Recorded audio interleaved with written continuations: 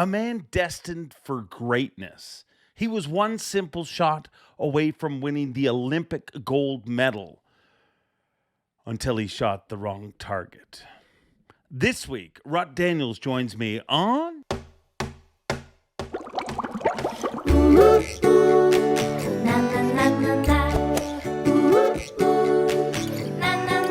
I'm Bob Cobb from the Bassmaster. Welcome to Mercer. Welcome one, welcome all, friends, family, freeloaders, fishing freaks. You're all welcome here at the Awkwardly Honest Fishing Podcast that goes by my last name, which is Mercer. Happy hump day. It is Wednesday, and we are once again back putting a little hump back in your life. And this week's show, I got to be honest, is maybe a little more awkward and a little less honest at some points.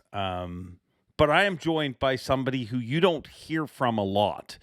Well, you do, but it's just in small little doses here and there.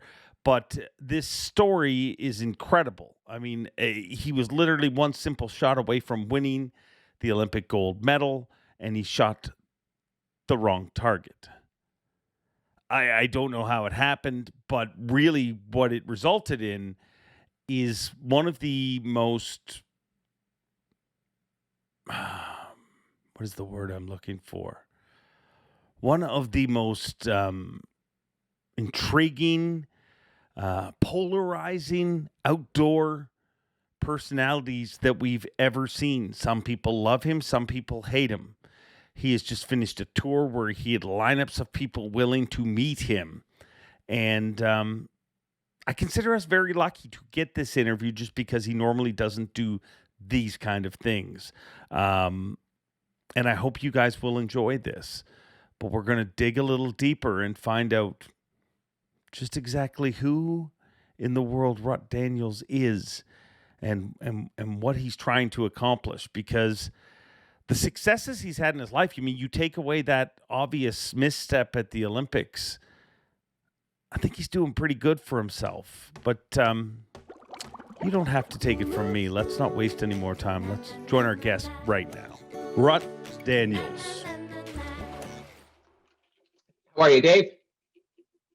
You doing good? I'm doing great. I mean, I'm a little starstruck. You're kind of a big deal. That's what some people say. But I'll tell you, I'm still working a 9 to 5 and get my lunch at McDonald's. Sorry, I'm on break. You're on break time right now. I'm on break. So what do you do as a job? I'm the assistant archery manager at East Hill Outdoors, where the products sell themselves and the relationships are built on trust. I tune a lot of bows. I got a lot of kids come into the shop, learn how to shoot. The rest just says, watch that elbow, watch that elbow. Teach them how to shoot. That's why I do it for. I do it for the kids. It's all about the children. All about the kids. Yeah. Lots of fishing stuff too. You should stop on by. Lots of fishing stuff. I guess, I'm kind of a jump all feet in kind of interviewer, I guess. I don't know if I'm good at this job or not, but I believe I should ask the tough question. Like some people build it up and let's just jump right into it. Let's just go. Let's just step into the ring and start going. Are you willing to even talk about what happened at the Olympics? Hey, that was a long time ago. That was 25 years ago. Some people say too soon. I say, let's get into it. It happened. I'm willing to talk about it. Before we do, you know what I just found out? Quarter pounders, 350, and a half pounders, 4 1/4. You know what that means? No. It's all marketing. You ain't even paying for the meat. Remember that. You can save a buck too. Olympics. Let's get into it. 96, Atlanta, Georgia. Look, what's the jacket? Oh, you still have the jacket? Still got the jacket. Busted out now and then, but only for special occasions, Dave. Only for special occasions. Still got the jacket. How does that smell? Yeah, I don't like to wash it because I'm worried it's going to fall apart. But I'll tell you a story, okay? 96 Olympics, Atlanta, Georgia. We're lining up. They do the torch and all that stuff. They do the torch. 110 degrees. This is polyester. It don't breathe like they do now. It's got a cotton lining in it. This thing's hot as, well, it's hot. So you know what they realized? They felt bad for all the athletes. They're worried we're all going to get heat strokes. One of the sponsors came up big. Look, got us these. Atlanta 96. It's a visor. Look. With a fan. It's got a fan on it. I wish you could feel this right now. The It feels like I got air conditioning blowing. Look at that. I'll tell you. Brilliant. Brilliant. Something, ain't it? Something. 96 Olympics. What do you want to know? Well, I mean, what in the world happened? Well, I still wonder that myself. Going into the finals, the old Rutster needed a bullseye, needed a 10-ringer. Lined it up to take gold. Promised my sponsors gold, lined it up, boom, smoked the bullseye. Some people call it a brain fart. Some people call it, I don't know. But I was thinking so much I wasn't thinking. I had the old jitters a little bit. Hate to admit it, had the jitters, shot the wrong target. They didn't even give me silver or nothing. I shot a perfect round, didn't even give me silver. So sponsors backed out, but it went into a bit of a tailspin. It was a bit of a rough patch. I went to the IOC, International Olympic Committee, and fought it for a long time. And they said, nope, nothing you can do. So they disqualified me. Didn't get silver, didn't get nothing, disqualified me. So I said, well, looked in the mirror and said, hey, Rutster, about had it with this competitive shooting thing. Went into a bit of a tailspin, shot a couple bucks and said, you know what? Even if you shoot the wrong target, you still go home with a full freezer. So shot a couple bucks, and then I got my wits about me, tail end of 97, and got my job at East Hill Outdoors. Just been doing that ever since. Tuned a lot of bows, sold a lot of bows. I'll tell you, the first day ever, East Hill Outdoors, they told me, hey, you get a commission for selling the bows. I sold them clean out of whites. In one day. In one day, clean out. Let's go back to the Olympics. Okay. How does somebody so great make such a, I mean, excuse the expression, but a rookie mistake? Well, I think I said it best before. And I said I was thinking so much, I wasn't thinking. You ever heard of tunnel vision? Yeah. You ever flip into a patch of lily pads and you just know there's a big old bucket in there and you just get tunnel vision like this? I just had tunnel vision. I just had tunnel vision on the wrong patch of lily pads. And I'll tell you, there wasn't a bucket in there. Did you, excuse me, I didn't get to see the footage, but did you start celebrating? I mean, if you obviously thought that was the target, as soon as you hit it, you must have freaked out. Now you're an Olympic gold medalist. Yeah. Yeah. It's, you know, the screeching sound? You ever heard the screeching sound like in movies and stuff? Yeah. I continued on with my follow through like this. Got that look in my eye, you know, the look of a champion. You can just tell Michael Jordan's got it. Wayner's got it. The best of the best got it. Just gave her one of these. And I turned around with my hands up. And then it was just blank stares. And I was like, something ain't right. Something ain't right. Yeah. That's when I knew. I looked back over my shoulder and went, it's going to be a tough pill to swallow, old Rutster. And what was the next? Wrap it in bacon all you want. That's going to be a tough pill to swallow. And what was the next 24 hours like for you? I don't remember much. I would imagine. I'll just leave it at that. It's a tough. So how do you claim to be the greatest archer on earth after making, like I said, a rookie mistake like that? I don't. A lot of people said that about me, and that's just, I'm in it for the loins now. That's a long ways behind me. I had my chance to prove it, didn't do it, and now, you know, somebody asked me if I'm the greatest. I just say, take a look at my freezer. That's it. That's it. Yep. It's better to let other people say it about you. That's right. I ain't in it for that. I told you, I'm in it for the kids, and I'm in it for the meat. I'm in it for the meat, and yeah, but that's all I got to say about that. Have you been doing much hunting lately? Oh yeah. Shot a nice 6-pointer a couple weeks ago. Shot a nice 6-pointer. I got some people said too, hey, why are you shooting a small box? I said, have you tasted one lately? I tell you, pull the back straps off those things. I don't know about all this Wagyu and AAA and all that stuff. I don't know much about the beef, but it don't get better than a 6-point buck in October. I'll tell you that for free. I'll tell you a story. Had about 5 does step out of the field, came out of the field, and where I was hunting, ain't got no doe tags. Doe said, why don't you just shoot a doe? Let the small bucks walk. We're shutting Ontario. No doe tag. First buck that walked in, I had a camera guy. Tried to him. I said, turn the camera on. He's got horns. Stepped out.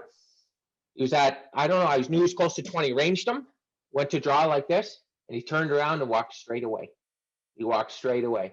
I almost gave him the old Texas heart shot. You know what that is? No. You know no. The pucker pop. No. The old 12 ringer. Right in the butt. You shoot them right in the butt and they'll die. But I thought, you know what? I better not. Yeah, you can do it. But I said, hey, you better not. Waited till he got out. At 50 yards, he turned broadside. I shot him right through the heart. You know what I like to say, Davo? Bingo 20. Yep, he was on the grill that night. It's on the grill that night. So do you think that hunting's gone wrong with chasing the racks? I mean, every hunter, I was shocked, to be honest, quite honest, that once you said you caught shot a 6-pointer. Yeah. I mean, that's not. To each his own. The problem is, so you got some guys that are in Iowa, right? Shooting giants everywhere, big old racks like this. And then you got some kid in East Pennsylvania that the biggest buck he's got in a 3-mile radius is a 6-pointer that's this big. And then he feels bad because he posts it and some guy from Iowa goes, what are you doing? That ain't right. There's different kinds of hunters, to each his own. If it's legal, I'm good with it. I said, hey, I was on a meat mission. I wanted to fill the freezer. Ain't nobody going to tell me I can't shoot that buck. That's the way it should be. But I'll go to Kentucky. Big old bucks on that property. Lots of bucks running around. I might pass on one. I might pass on two. It all just depends. I'll tell you, if it gets your heart pumping, that's when I draw my bow. And the day that the heart doesn't get pumping, that's the day I hang her up. Put her on the rack and, I don't know, hop on a tractor in the back 40 and just start plowing. That's it. Tell me about young Rut. Yeah. Where'd you grow up? What was it like? Pennsylvania. I'll go right to the start. You want to start the start? You better start at the start. I was conceived in a ground blind in turkey season. And wow. Yep. People knock it. Some people say, hey, you shouldn't use ground blind turkey hunting. I said, well, ask my dad about that. He'll disagree. Yeah, I was early, came middle of November, and Ma called Pa and said, hey, I'm going into labor. He said, well, it's going to have to wait because I'm after a big one. And he met us at the hospital, the big old buck in the back of the truck, and they called me Rut. So, yeah, I mean, to sum up my childhood, Pennsylvania double wide, good folks, love to hunt. People say, hey, what part of Pennsylvania? I say this. I say right near Harrisburg. They say, well, what part of Harrisburg? I said, the part of town where you got in fights to stay out of trouble. Yep. Lots of hunting, lots of fishing. Lots of hunting and fishing. I always say, if you're crushing bucks, you ain't crushing pints. Right? Yeah. Kept the old Rut straight out of trouble. Always obsessed with it. I started hunting. I was looking for, I'll tell you what. We couldn't rub 2 nickels together when I was a kid. Okay. So I was 12 years old. I said, I'm going to get my first job. So I was looking for a good job, started sweeping lanes at the local archery shop. I got like 75 cents an hour, but I could keep any arrows that went flinging into the wall if I pulled them out. So I started doing that. And we had a used bow section. I realized if I came in late or if I stayed and I hid when they closed up shop, I could use the used bows and I could shoot all night. I shot till my fingers bled. I fell in love with it. Young kid, fell in love with it. The owner had a blue tick named Daisy. Blood trailed me right back to the front porch. And the owner came and said, what have you been doing, Rutster? Why are your fingers bleeding? I had to confess. And he said, hey, you keep working here for the next 3 months, I'll get you your first bow. And he got me one right off that used rack. It was a Hoyt Rambo 2 back in the 80s. I shot the snot out of that thing. Got real good too. Started winning competitions. Took me right up to the 96 Olympics. How was school for you? Were you the kind of kid that fit in, made it easy, or? I didn't. Well, I got it. How many kids you got listening to this podcast? I don't want them to see a big wig in the hunting industry and say, you didn't go to school, you skipped school. I got to do that too. That ain't right. But I'll tell you, I was trying to put food on the table, whether it was a big buck or whether it was a big bass putting it on the table. I was out looking for loins. I didn't do good in school. Graduated, didn't do too good. Not good. Not good. Are people shocked to see what you've become today? When you do you ever run into people from your childhood, and are they impressed with what Rut has become? It's funny. It's funny. You know, at the time they're like, oh, that's Jay, like shooting a bow, like shooting a bow. And then all of a sudden they make it and they go, I always knew it. I always knew it. Right? That's what they say. So who knows? Right? Who knows? Do you even care? Not really. Not really. I mean, you know, that's nice and everything. People watching saying, hey, I know the Rut star. I got, you know, he's my second cousin's brother-in-law's sister's friend, you know, that's nice. That's cool. But nope. I mean, I'm just out here. People always say, hey, Rut, keep it up. Keep it up. I say, you don't have to tell me to keep hunting. You know, started doing the videos, like, you know, not too long ago. I was a bit of a bigwig there in the 90s, took some time off, right? Took some time off on the cover of a couple magazines. I don't want to toot the old horn, but okay. And then what happened? Started following around with the camera, posted a couple things for the kids, right? Hey, do this, don't do that, you know? And people liked it. So keep on doing it. Plus, and selling the snot out of those bows. Yeah. Yeah. Well, That's what pays the bills. and you got to pay them. That's right. What does obsess you outside of hunting? Is there anything, or is it just all hunting all the time? Hunting or hunting and fishing, because they're both loins on the grill. Both Yeah. of them. No, archery, hunting and fishing. If I'm not in the shop, if I'm not tuning bows, if I'm not selling bows, then I'm hunting or I'm fishing. Or I'm looking for the next spot to hunt and fish. A lot of windshield time. People don't use that windshield time. You gotta go, you gotta try it. You gotta scout, you gotta find new spots, little backhole ponds that have got some buckets in them. That's what I'm doing all the time. People ask me, hey, Rut, you ever been married? You ever had a girl? I said, I almost set the hook on one in the 90s, but forgot to tighten the drag. Ain't got time for that. No ladies in your life. Nope. The only lady in my life is a doe called Rosemary in the back 40. Yeah. Do you ever That's get it. tired of hunting? No. How could you get tired of hunting? I mean, if it's all you ever do. Yeah. Well, hunting and fishing. Nope. I've been to a couple NASCAR races. I do like NASCAR. What were you doing at a NASCAR race? Well, see the catch of deers here? Yeah.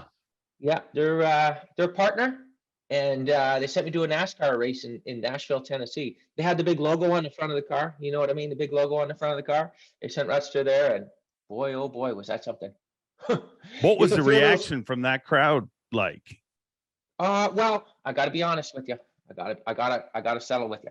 I wasn't in the crowd per se. I got to go right in the pits. It's called a hot pass. I had this badge that said all access. I could go anywhere. Almost got kicked out. Here's a true story. I was waving at the drivers and I wasn't looking, and the driver came right by real close, and the guy said, that happens again, you're gone. I said, I didn't even know. I was just walking. I guess you got to know where the pylons are and stuff. Anyways, I was walking through in the middle of the race, and this guy, he's on the pit crew. He said, Rutster. I was like this. You can't hear nothing, right?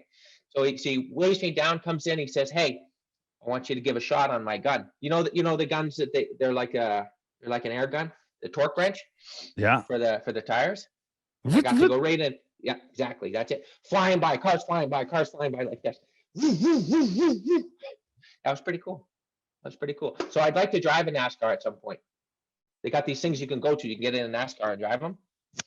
Always wanted to do that. What kind of experience do you have at driving? It takes some training. Vinny had a Del Camino in the 80s. That's it. They're stick. You got to know how to drive stick. But they can tune them down. They got a guy watching on a screen, right? And he's like, oh, this guy ain't looking good into corner 3. He can press the brakes for you from a computer. Uh-huh. I want to try it. I did something weird. One of the best movies all time. What? One of the best movies all time, Days of Thunder. And he says, you build a car, I can build you a driver. He says, see that hound right there, that hunting hound? He says, that's the best dang hunting dog I ever seen or heard of. Didn't teach me a dang thing. I say some people just got it. Some people just got it. So I'd like to go and find out. I think you're one of those dudes that just, I mean, everything you've tried to do seems to work out for you. You've mentioned fishing a lot. Ever think of dabbling your feet in the pro fishing world? I thought about it. I had a buddy Vinny that was qualified for the Bassmaster Classic, but he was the only guy in the whole tournament that kept a grill on the boat. Came home with a full stomach and an empty stringer. Bag had 0. And boy, could that guy eat. He never got full, only got tired. Tell you, if you like eating them too much, that's not good for the old bag. No. Not good. Dead fish penalties tend to add up. Yeah. There's a guy in pro fishing called Seth Fighter who gets a lot of credit for bringing the mullet to pro fishing. Yeah. The more I talk to you, the more I think that Seth Fighter may have just ripped off your gig. Any thoughts on that? I don't want to point any fingers. I don't know him personally, just like I don't know Kid Rock, but there's lots of accusations that go flying. And so I'm just going to stay out of those are waders I don't want to hop into, if you know what I mean. I hear you. I'm going to stay out of it. Reminds me a lot of my old buddy Vinny, though.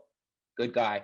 A lot of fishermen are great guys. I love fishermen, being one of them myself. But I'll tell you, Jesus was a carpenter, but he hung out with fishermen. I don't know what that means, but I think about it a lot. I got a question for you, Dave. Is this a one-way street, or are we? No. This conversation, babe. You think social media is ruining fishing? I think it's changing fishing big time. Yeah. I mean, I think which is disturbing. Like you can't post. I used to make fun of those people that blurred out the background in their pictures. Right.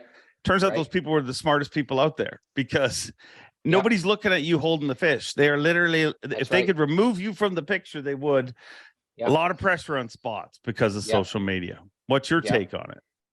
Well, you said change fishing, whether it's better or worse. I think there's people that got introduced to fishing because of it. That's good. Hey, if there's more people fishing, that's good. Yeah. Not maybe for your spot, but it's good for the sport of fishing. But it used to be that the guy with the best story was the best fisherman around, right? The guy that caught the biggest fish was the guy that had the best story. That's a fisherman's creed. Don't let the truth get in the way of a good story.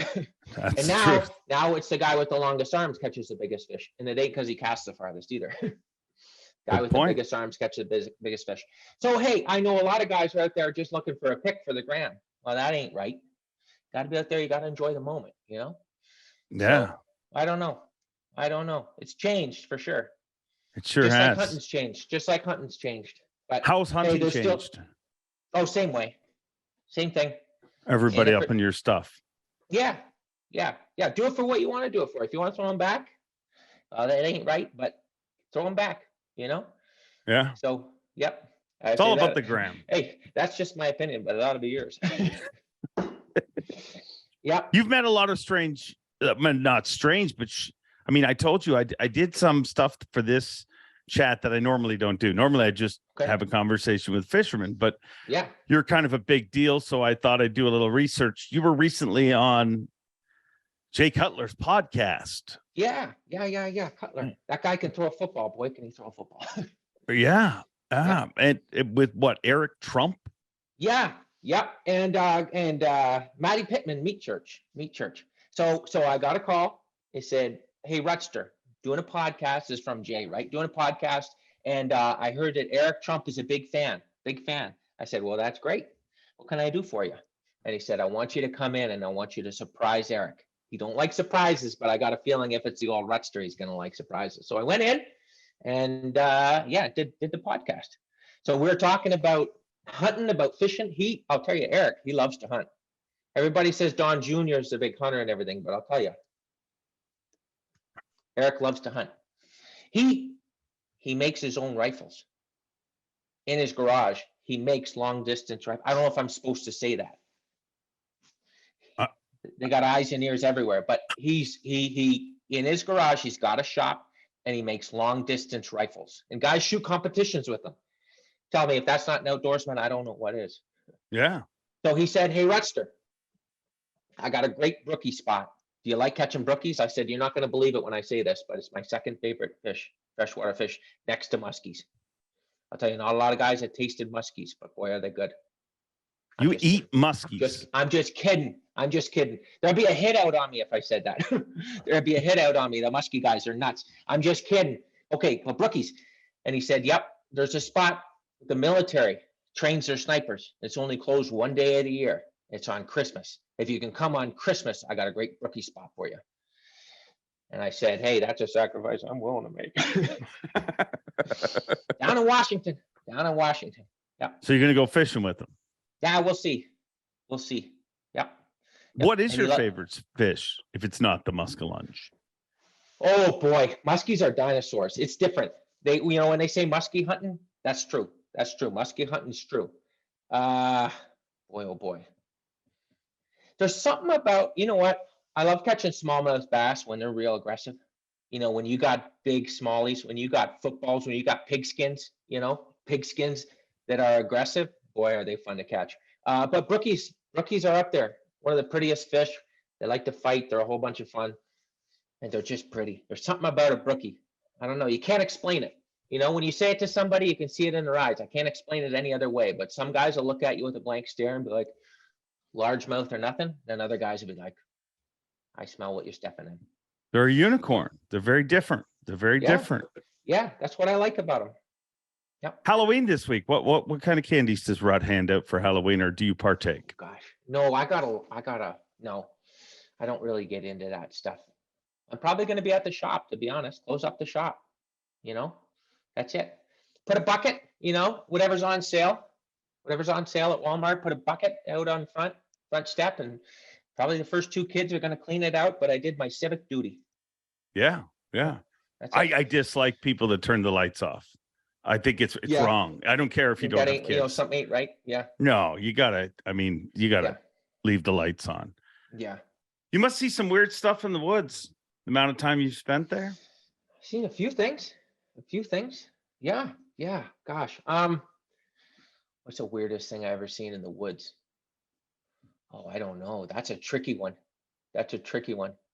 I've seen some, well, I'll tell you a story. This wasn't weird as much as it was kind of weird. Anyway, so there's a buck, right? I sit in my ground blind, I start glassing, and I just see horns. Okay. I just see horns. So I start glassing, and I'm like, oh boy, there's a buck. And then I realize that there's a doe out on the other side of it. And so this buck is with the doe. It's in November. You know where this is going, right? So I started calling to him. I started grunting, bah, bah, nothing. I'm like, this guy ain't coming. So I got outside of the blind. I army crawled the whole field. It was like CRP. You know what CRP is? Like the long grasses. Got right down, and I was doing this right through. Got right up to about 80 yards, and the buck mounted the doe, and they started, making babies. And I was like, this is my chance. So I got up on all fours, and I started going like this as close as I could. And I got to like 50 yards. So the deed is done. He lights up a cigarette, right? a hypothetical, a proverbial cigarette, starts walking back in the woods. He's at 50 yards, and I sail one. Shot him right in the heart at 50 yards. And I said, at least I had the courtesy. Right? Because I could have done it 2 minutes earlier. But hey, they gotta make babies. That was a pretty weird hunt. That ain't your normal November hunt, running around, bucks running and chasing. No. At least you gave them the courtesy, right? That's right. Hey, I shot something that was pretty, it wasn't weird, but it was pretty unique. A couple of months ago, I was on an early goose hunt, month and a half ago, and I shot a leucistic Canada goose. You know what that is? No idea. The guide up in Ontario, Canada, the guide said we shot 60,000 geese in this outfit over the last 20 years, and this is the first one. The old Ruster shot them. It's almost like albino, but albino's like pure white. They got like the red eyes. You know what I mean? This is like they call it a smoke phase because there's no real dark parts on it, but it's like kind of half albino. It's called leucistic. It's a type of albinism, but that's not the full thing. So leucistic Canada goose. And you know what? Right before it, I told a joke too. We're in the blind. Well, not in the blind. We're in the corn. We're standing in standing corn. I said, oh, Vinny shot a smoke phase Canada goose back in the 80s and mounted him on a pack of players. He said it was cigarette white. Next thing you know, we thought it was a snow goose. Comes right in, cigarette white goose. It's like, what are the chances of that? That's like a one in a, I don't know, a lot. A one in 60,000 at least. 1 in a million goose comes in. Right after I said, oh, it's cigarette white. Then he shot one in the 80s. Unbelievable. Boom. Unbelievable. Yep. What's with the glasses? What's with I the mean, you don't glasses? ever wear other every time I've seen you, it's from 96 to today. HD. Yep. HD. These are like HD. I do a lot of work in the shop. I'm cutting arrows all the time. You just get used to them. You ever cut arrows? Fiberglass? You're cutting fiberglass. You're cutting carbon fiber, cutting aluminum on like a circular blade. Yeah. Never done that. Take one of those in the eye, you lose an eye. If I'm not doing that, I'm shooting, I'm hunting. I always got the glasses on. And then it just feels weird to have them off. You know, plus these are good. I don't know if you ever seen the commercials. These are good for driving at night. It's like they're in HD. Yeah, I gotcha. Yep. Ever see any UFOs?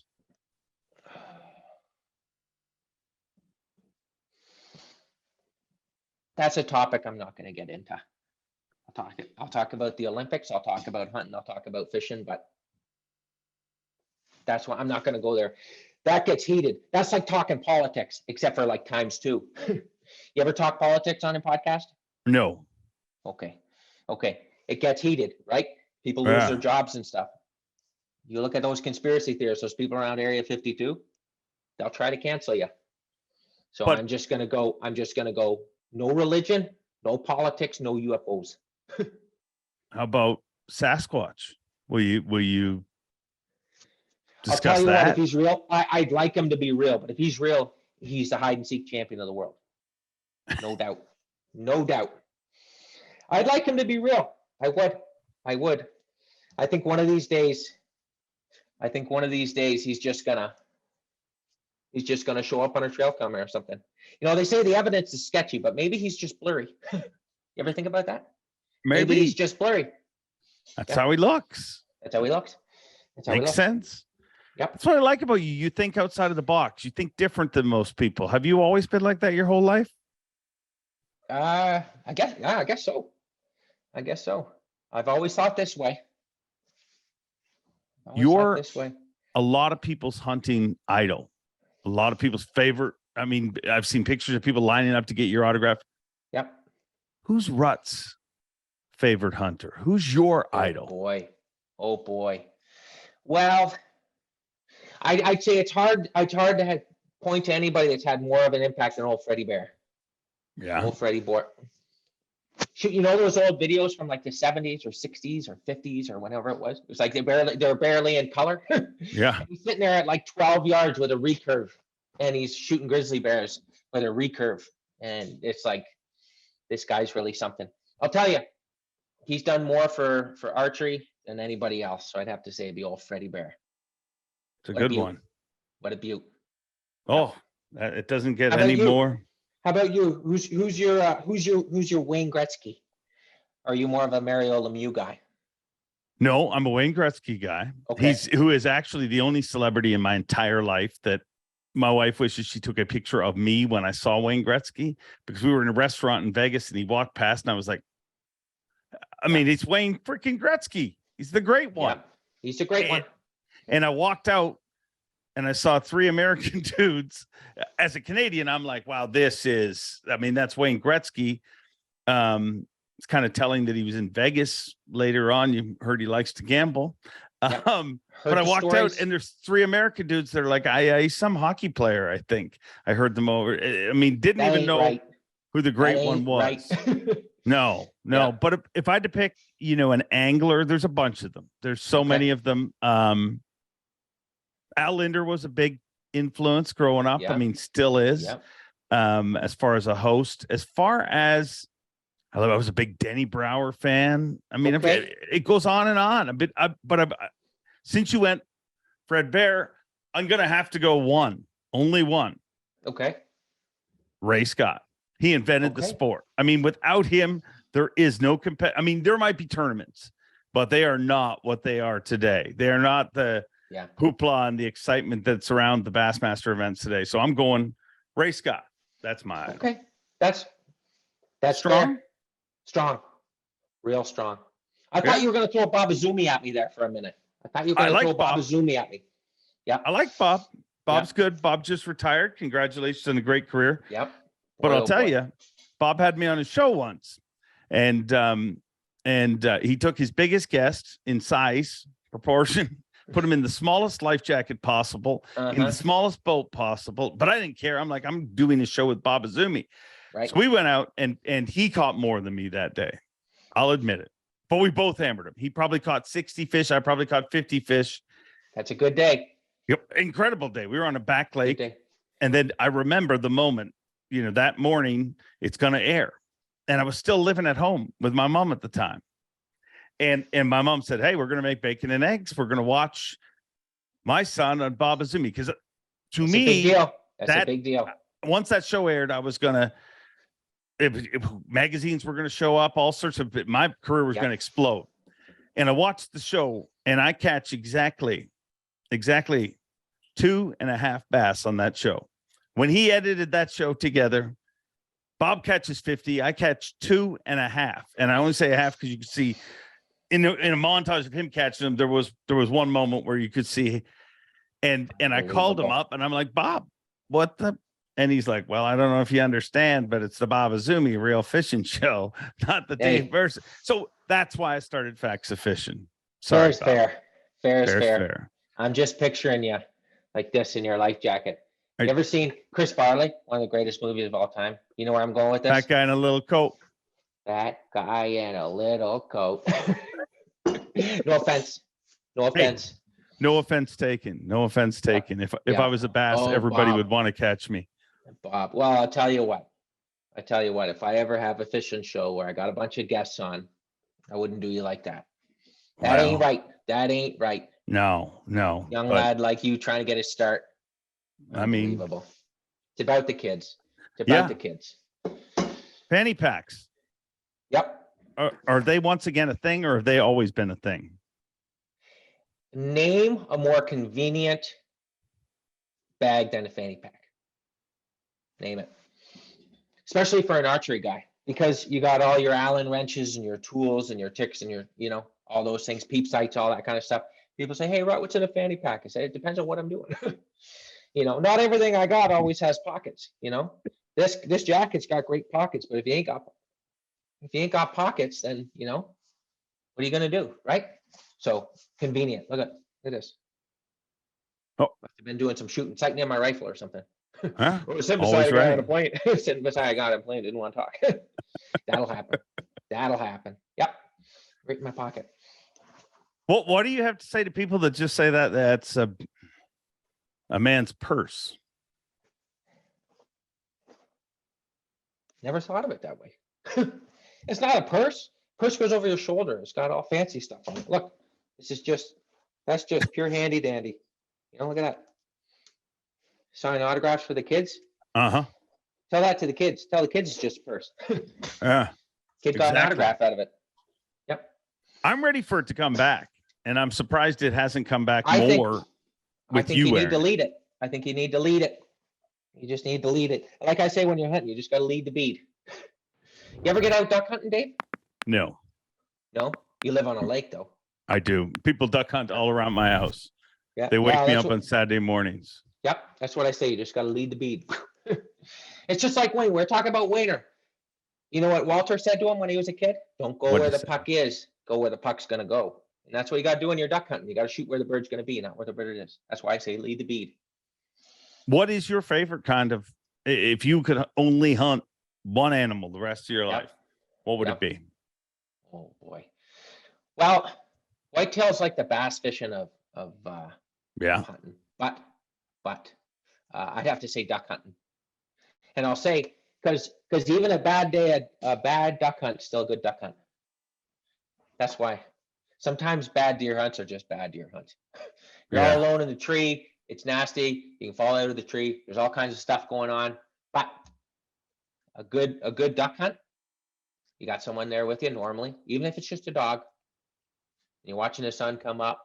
Ducks are flying. Oh, it's the best. Something about it. Special. Yeah, something about it. Anything bucket list hunts, anything you've ever wanted to hunt that you haven't had a chance to do yet? Huh. What if I wanted to hunt? What if I wanted to hunt? I'd like to go to Alaska for a bull moose. I've shot moose before, but never in Alaska. They're different. The ones out east, they're a little bit narrower and smaller, and they say because in the woods and stuff, right? They get their antlers, so they're like the eastern moose is a little bit smaller. But you go out there to Alaska where it's wide open, they can be like 6 feet wide. Just they're huge. They're massive. Grizzly bear. I'd like to shoot a grizzly bear with a bow too. Yeah. Yeah, old Freddy All Bear bow? style. All bow when it comes to big animals? No, I like to bust out the gun here and there. I've shot deer, I've shot elk, I've shot bears with the rifle, the old gold trigger. Buster says, if the trigger's gold, the buck'll fold. Browning's got gold trigger. So I'm a Browning guy. Just like Hoyt's with the bows, I like to shoot the Browning. Yep. So what's But I've never next shot a for moose Rut? with a rifle. I've never shot a moose with a rifle, only with a bow. Okay. With a bow. Yep. Okay. What's next for Rutster? Yeah. Well, I've got every week, old Rutster launches a video on different platforms. I don't know which ones. Facebook, YouTube, Instagram.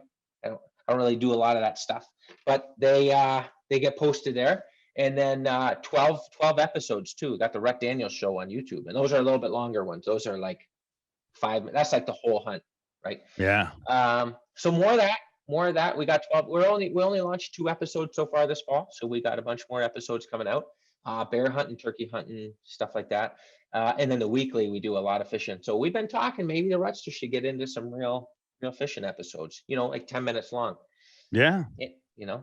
Showing I'd like to people. go fishing with you one time. I think that'd be good. Yeah. I think that'd be good. I think we'd have a good time. Where would we go? Now think about this carefully.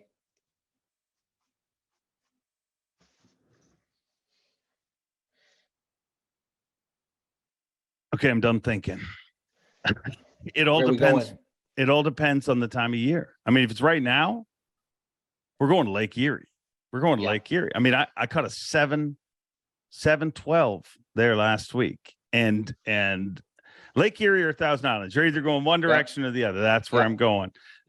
This time of year, and a lot of times a year, to be honest. They're phenomenal fisheries.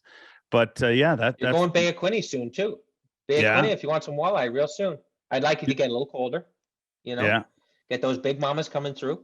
Not quite ready yet. You a big walleye guy? Bay of Quinte every year through the ice. Real good. You got to be careful though. Kids at home, when you're listening, you got to be careful. Bay of Quinte, there's lots of currents. You got to know the body of water, or be with someone who does. Yeah. Don't go running out there. Jumbo perch and big old walleye. You'll fish for 2 days and not get one under 5 pounds. Wow. It's unbelievable. Yep. Wow. Yep. You ever released a walleye? What do you mean? Like let one go? Yeah. Yeah, I did. I'm not proud of it. Kevin Van Dam's pond. I ain't proud of it. I said I was fishing at Kevin's, and I said, hey, are we putting them on the stringer, or are we putting them in a live well? He says, I don't know about you, Rutster, but I'm putting them back. And he said, hey, you know what you can keep? If you catch a walleye, you can keep a walleye.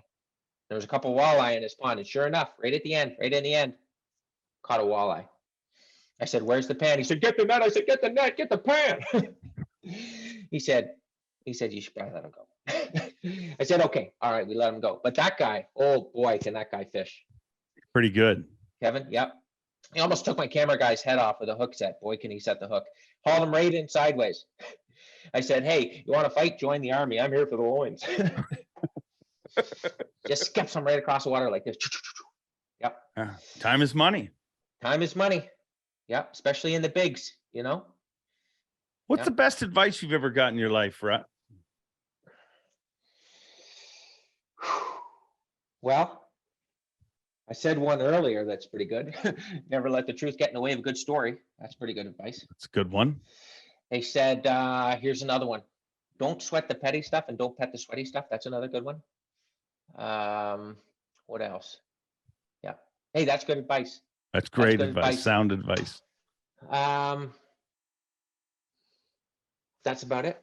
I just try to live my life day to day. I got one question for you then, because I know you're about done your break. Yep. Do they get on you if you're not back in time? Oh yeah. Okay. That's okay. That's okay. Hey, I'll say I was promoting the shop, East Hill Outdoors. Look at that, promoting the shop. There you go. There you go. Doing marketing. Marketing 101. Yep. You know that. That's marketing. Here's my last question. Okay. Why you? Why me? I never thought about that. What do you mean, why me? Why are you? Why did you? I mean, there's a bunch of dudes you grew up shooting a bow with. Yeah. And they are not Rut Daniels. Nope. I mean, you are such a special individual that this is the first time I've had somebody on this podcast that isn't widely known as an angler, the first thing people think of. Right. Why you? I guess there's only one Rutster. That's a tough question to answer. I guess they say that the all Rutsters are a rare breed. That's what they say. You know, I told you about that leucistic goose, 1 in a million. Yeah. Maybe the all Rutster's leucistic, just a little bit something different. I agree. I think we can leave it at that. Yeah, I agree. You know what else, though? I'll tell you one more thing. We said that hunting's changed and fishing's changed. I think you could say that the all Rutster ain't changed. You know? No. And some guys are like, you know what? That's the way it used to be, and I like it. So maybe a little bit of that, too. Maybe a little bit of cigarette white, maybe a little bit of never changed since the 80s, you know. That's it. You're unexcusably yourself. I guess so. Have you enjoyed this conversation? Yeah. Anytime I get to talk hunting or I get to talk fishing, the all Rutster's in. Plus, they'd have me stocking shelves if I wasn't talking to you, but I'd rather be doing this.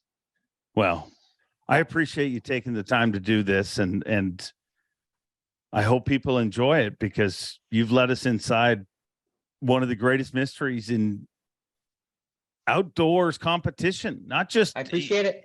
I mean, you are very elusive, much like the Sasquatch. One more opportunity. Yeah. No. I appreciate you having me on. You're a big deal. And so to get the old call on the old cell phone to say, hey, do you want to have a chat? I said, yep. I love it. Done we gotta deal. go fishing sometime. We gotta go fishing. We'll do that. One last chance. You want to talk about UFOs? No, they're calling me. I gotta go. I got bows to tune. I got baits to sell.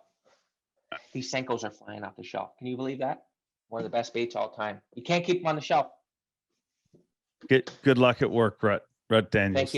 Thank you. Gotta go.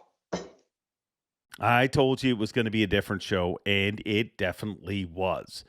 So it lived up to what I promised. It was definitely a very different show. And as Rut says, he is one of a kind. And I thank him for being on our show. And I welcome all the Rut Daniels fans, the Rutster maniacs, I guess they'd be called. I welcome you all if you watch this and hit the like and subscribe. It'd be surprising if you'd subscribe. A little bit of both.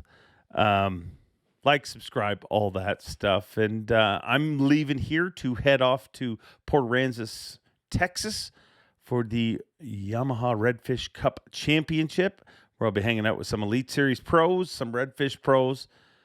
One and only Jake Latonders will be down there, so we'll have lots to talk about. And Jake will be on next week's show. But like I said, this was a very different show. Let me know what you think. Did you dig it? Or did it not go 20 seconds for you? Bob Cobb, save us and take it away. Thanks for watching.